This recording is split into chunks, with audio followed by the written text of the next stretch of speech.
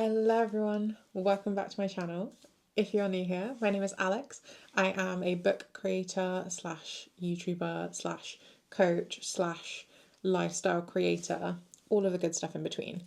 Welcome back to my channel. We have been a fair few months between specific book videos, and I thought, you know what, let's just do a wrap up. Let's do a wrap up of the entirety of the first start of the year. Let's get started.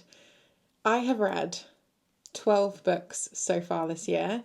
We are in the start of April, so the first week or two of April, and I've read 12 books. I am severely lacking in the book department on my reads for the year. My target this year is 50 books. Last year I hit 47. The year before that I hit 42. So I'm kind of adding about 4 to 5 books each year, increasing my totals. I still feel like 50 books in a year is a very good goal. Some people is like 200 books in a year. I don't think I'm going to be getting that this year just due to my workload. However, it doesn't mean we can't try. So my goal this year is 50 books. I am very, very behind schedule on my reads like per quarter. However, that's okay. We're going to catch up. I always find that sort of between September and December, I read like the biggest chunk of my books. I read probably like 25 to 30 books between September and December just because of how much time you generally spend inside. So I'm not too worried. We will get there this year, if not even more than 50. So let us begin with the first book of the year that I finished, which was Lost and Lassoed, or Lassoed, or Lassoed, I don't know, by Lila Sage. This one for me, let me get my story graph up so we can see what I actually rated books. Because off the top of my head, I can't ever remember what I actually rated. So let's see all of my recently read. Okay, Lost and Lassoed was 3.5 stars. I enjoyed this one. So this one was all about the continuation of the Rebel Blue Ranch. We had Teddy and we had Gus. I really liked Teddy. I feel like her character was the most kind of emotionally challenging of all the girls in the series. I think Gus was like, he was kind of annoying. I like the grumpy sunshine trope, but I didn't necessarily love Gus as the grump. I don't know. There's just something about Gus that I would like. It was a little bit niggly for me. I think that's why it kind of hit the 3.5 because I'm not so sure I'd read this one again. My 4 stars, non-negotiable. If you're getting a 4-star, I have to want to reread you. Otherwise, you're not hitting the 4-star bracket. So Lost and Lassoed was kind of like, it was good. It was good for what it was. I think it delivered most of the things I wanted it to deliver. I don't think I've rated the Rebel Blue Ranch series that highly, but I think the story with Wes and Ada, I think her name was Ada or Ava, the previous book in this series, I think that has been my favourite so far. But I did very much enjoy this. I quite liked Teddy's relationship with her dad. I didn't like so much that she would consistently put herself at the lowest bracket of any kind of self-care. But that is the reality sometimes in people's lives. They end up putting people above themselves and prioritizing things that they maybe should have still a good priority for. Like if her dad is sick, then she should take care of him as much as she can. However, she would much, much rather take care of him than deal with any of her emotions and things. And it just got a little bit frustrating for me watching that happen in real time. But yeah, Lost and Lassoed was 3.5 stars, and it was the first book of the year. The second book of the year was Flawless by Elsie Silver. So Flawless got 3 stars from me. It was okay. I fairly enjoyed the kind of storyline of the cowboying, but it's not cowboying, is it? It's like riding bulls or something with Summer and what was his name? Rhett. It's not a usual one, that's why I was struggling. So Summer and Rhett. I think going ahead, skipping a little bit ahead, I read the whole series. I don't know what this ranch or no, Chestnut Springs. The Chestnut Springs series I read pretty much back to back to back. And there were stories I much preferred over this one. This one was okay, as like I said, 3 stars. Summer was okay as a character, Rhett was okay. His kind of conflicts and like egotistical issues were like annoying to me a little bit. Summer's things I think were cut short, like her emotional development as a character, I think could have happened a little bit better. I feel like she definitely got better arcs later on in other people's series, which is strange, but yeah. I fairly liked their romance. I thought it was a little bit insta-lovey, but it's really hard when you've got a short romance to not make it a bit insta-lovey. Like, yes, they didn't like each other at first. There was a conflict, there was a tension, but yeah, it just wasn't the most gripping love story I've ever been told. So, Flawless was a 3-star read from me. Moving on to a different romance series, I re-picked up Anna Huang's King of Sins or Kings of Sin series, and I pretty much devoured this back to back to back again. The first book, I'm going to kind of talk about them as a collective because I read them back to back. King of Pride, King of Pride, King of Greed, and King of Sloth. I'd started the first book, which was like King of Sin or something, I don't know. And I realised like 20% in that I'd already read the series. Not the series, I'd already read the first book. So I think 2 or 3 years ago, I read the first book in this series and it didn't click to me until about 20% in. So I'd like spent a good couple days reading this book only to realise that I'd already read it. So I skipped over that because I was like, fast forward to the end, I was like, oh yeah, this is what happened. So let me just continue the rest of the series rather than spend time rereading this one when it probably wasn't rated like best book I've ever read. So I gave Kings of Pride 3-star, King of Greed 2.5-star, and King of Sloth 3.25-star. I think within this series, my favourite... Who was my favourite? So we've got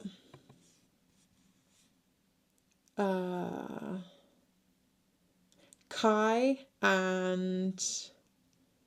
Oh, what was her name? Kai and Isabella. I think Kai and Isabella's story was my favourite.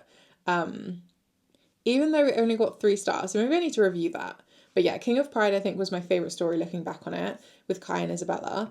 Then we had Dominic and Alessandra, and that was a cute story. I very much liked the fact that all of these men had so much money and could just like treat these girls like princesses. Ugh, give it to me. I loved billionaire story. So I really liked Dominic and Alessandra's because I liked that they messed it up and they got their second chance at love with each other again. I think that was a very cute story. And it was like a different take on a romance because so many of them, it's like the first time they meet, the first time they have a conversation, the first time they fall in love. But actually, like, King of Greed was kind of looking back as well as looking forward because the initial love story was amazing. Then they messed it up, or he messed it up, and then he had to fix all of his mistakes and like actually change for the better. And I really just liked that story. So that one got the highest rating, I think, which was 3.25 from this series so far. And then King of Sloth was Javier and Sloane. I really like Sloane's character. I feel like Sloane is a girl kind of like similar to me in terms of boss, babes. She loves her company. She loves her team. She wants to do the best in her career. No one is going to take that away from her. And she's also got a very protective side of herself that she doesn't necessarily show to everyone, but she's very soft. She's very vulnerable with the people that she wants to show that side to. And I really liked the progression of Sloane's character through this. Javier in this, I was like here and there. I really liked him in some points, and other points I was like, I don't know that I like you. So yeah, I enjoyed that one. Kings of Sloth 3.25. Again, this is a series that if I was really craving a billionaire romance, I'd probably pick something up from this again. if I was going to pick up something first, it would probably be Kai and Isabella in King of Pride, but they did the job. They aren't revolutionary billionaire romances, but they definitely did the job. I would definitely say if you're looking for that, this would be a series that probably tickle that itch. Going back to the Chestnut Spring series, and I'm going to talk about these as a collective again as well. We've got Heartless, which is book 2, Powerless, which is book 3, Reckless, which is book 4, and Hopeless, which is book 5. I think all of the romances in this hit the spot. However, my favourite, I think, was Heartless with Cade. Cade and Willa, I'm pretty sure. Yeah, so Cade and Willa was like definitely one I would pick up again. This was a 4-star read. I really liked Cade's character. It was definitely Grumpy Sunshine, but in like the best way. If I'm going to read a Grumpy Sunshine book, this is how I want it to be done. I loved how soft he was with his kid. I loved how much of an emotional connection was built between all three of them, like him, his kid, and Willa. I really liked how they displayed that as well. It wasn't like Willa came in and was like, oh, by the way, I'm like king of the house, basically. Like, I'm taking over everything and I'm just going to take care of your kid. It was very much progressive. Let the kid lead. We both focus on the needs of the family, da da da. And then it progressed into the romance, which I really, really liked. So that was a 4-star read. We then had Powerless, which was 4-star, Reckless, which was 3.25, and Hopeless, which is 3-star. So for me, this series kind of got not progressively worse, but like I got a little bit less interested as we went into the series. So Powerless was Jasper and Sloane again. I was thinking it was Sloane, and I was like, no, that was the other character. So Jasper and Sloane was Powerless. Reckless was Theo and Winter. And Hopeless was Beau and someone. Honestly, my biggest pet peeve with Hopeless was that it could have been done so much better. Now, hear me out. We have spent part of this book wondering what happened with Beau, and the perfect romance for Beau would have been the person or the journalist that he rescued in a scenario. That would have been his romance. That would have made so much sense. It would have been so hard hitting. It would have been like, what happened in the past, but what's going to happen in the future? How are we going to get over our emotional turmoil? How are we going to discuss it and move forward? Like, the journalist comes back and has to do like a story on the Chestnut Springs farm or something. Perfect. How good of a development in the story would that have been? But they chose, I don't even know who they chose. I've forgotten it already. Hence why it was a 3-star. Like, it was good, but like wasn't like amazing. Bailey to me made no sense. And the consistent mentioning of the age gap didn't do it for me. I can deal with an age gap, but don't make it such a prominent part of the story that it's brought up again and again and again, and you can't forget. Like, you have to keep infantilizing or like making him too old or whatever. You can't just get to grips with who they are as people because you're constantly reminded of how big the age gap is and how wrong it is and this, that, and the other. And it's just like, people at adult age, they can do what they want to do. But to keep mentioning it, it made it much more of a problem than I think it would have ever been for the reader. So I didn't love that in Hopeless. But yeah, I think Heartless was my favourite in that series. I enjoyed the story with Jasper and Sloane, but I think it took a bit of a weird turn in terms of like the subdom kink, which would have made more sense had those behaviours been displayed a little bit earlier in the book. It kind of felt like we had a scene that we just like switched, and there was this kind of like display of power that completely shifted going through the rest of the book, and I feel like it happened in one scene, so it didn't make the most sense. Having like displays of power and like submission from the start, even through their friendship, would have made so much more sense of like him leading and her being led. That would have made so much sense in their friendship, but it was very, very equal and all of a sudden it was like, okay, now you're going to listen to me and do what I tell you. So I didn't love that in the switch in Powerless, but I did overall like their story. Moving on, because I don't want to keep you here forever, to Mistborn. This was my 5-star read. Now, I have so much to say about Mistborn, but I'm going to keep it for my Mistborn trilogy, Mistborn series video. So if you want to hear all of my thoughts on Mistborn, keep your eyes peeled, make sure you subscribe, make sure you've got your post notifications turned on for my channel, and I will make sure that video is out for you very, very soon. But to very much summarise, I loved Mistborn. I was gripped. The magic system was complex enough that it like tickled my brain in the best way. I wanted to know what was going to happen in a fight scene. I wanted to know what the outcome was going to be. I feel like what it built up to in the final scenes and then delivered on was just so good. I had theories throughout the book. I wondered what was going to happen next. I wanted to know what was going to happen because I had the emotional connection to all of the characters. I was worried when they were in danger. I was excited when they were winning. It was just, it was such a good book. And I am very happily now settled into book 2 in the Mistborn trilogy. So, very excited to continue with The Well of Ascension. Good. Our final romance of the reads from the start of the year is Wild Side. I rated this 3.75 because I enjoyed the romance, but there were things in it that I really didn't like. Particularly, I think his name is Reese. Reese's job.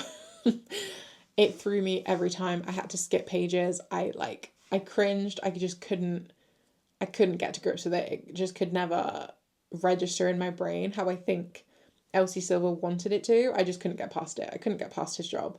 And it was such an integral part to his life within the story that it just disconnected me every time. And for that reason, I don't think I'd pick up Wildside again.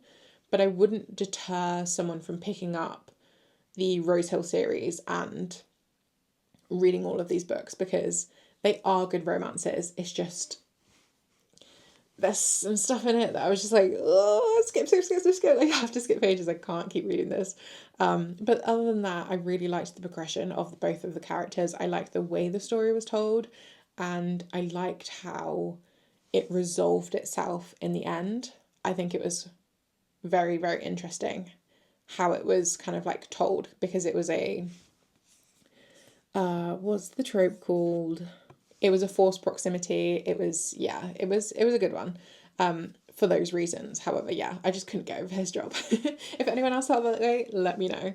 On to our final read for this video, and the last book I have finished. So far I've got a couple on the go, but it's the last book I have finished. That is Purple Hibiscus by Chimamanda Ngozi Adichie. This was a 5-star read. It's 307 pages. It is worth every single page. I could have read more, but I honestly didn't want to because it was just wrapped up so well. This book wrenched out my heart, stomped on it, like threw it across the pond, fished it back out the river just to throw it again. This story broke my heart in so many ways. It made me deeply emotionally connected to the characters. I really struggled with what they all went through, and I really struggled with the mindset and the coping mechanisms of the characters throughout what they go through in this book. It was just gut-wrenchingly good. It's one of those books where I'd say read it, but read with caution. Like, have self-care methods for yourself, have things available to you to decompress what you're reading, and just be aware that there is like religious trauma, trigger warnings for abuse and things like that within this story. So if those things are going to trigger you, just be very prepared going into it. But I would recommend this read to anyone. There is a strong Igbo influence throughout this book, and although there are some things that I absolutely could pick up on because I'm Nigerian myself, there were certain things I couldn't, and that reflected to me the experience of a reader that has no connection to Nigerian culture, Igbo culture, and I still think you would absolutely be able to connect with this book and pick up everything that you needed to. There would be some things that you'd need to use context clues on, but everything you'd need to know would be explained to you. You would just have to try and remember generally what the Igbo words would mean, or the sentiment behind something, or have this layer of context that this is happening in, I think it was 1970s, 1980s Africa. Like, crazy, crazy work happening, but setting yourself in those context clues, in that kind of background information of this is what may have been happening for people in this era of life. It just gives me goosebumps. A 5-star read, absolutely recommend it. I would read this again, but I would need a very long break, I think, from the content of this book. But it was just so good, and I will rave about it for many, many, many, many, many, many years. I'm very excited to read more stuff in her, what is it, her repertoire, her library, there is a word for this, but discography is for musicians. Is it discography for authors? I'll put the word that I'm trying to think of here. I will see more of her work, hopefully very soon.